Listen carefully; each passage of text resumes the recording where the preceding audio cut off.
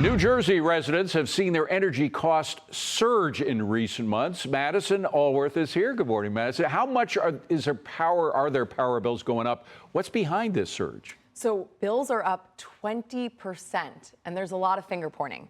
The state is investigating its primary grid operator, PJM interconnection, and New Jersey Governor Phil Murphy signed 2 measures into law pressing for reforms to PJM's pricing practices. The governor saying, quote, "We are committed to creating a system that is fairer and more transparent for customers and the states that represent them, a necessary change from the opaque practices that have, for too long, defined PJM." PJM is the country's largest grid operator, serving 65 million people across 13 states and D.C.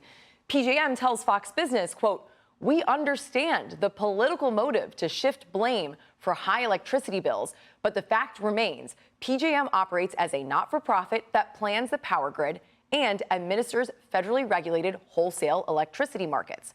Pointing fingers will not solve the supply and demand realities, driving higher prices for consumers in New Jersey, including challenges that stem from failed policies."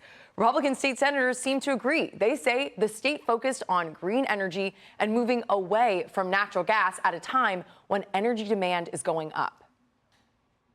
They bet it all on wind energy. They spent millions and millions of dollars of subsidies and tax credits to build wind farms off of our beaches. And that failed, and those companies left, taking the taxpayers' dollars with them. So as a result, we're now in an imbalance. And the problem could get worse if nothing is done. Data centers are being built quickly, and they consume as much energy as a small city.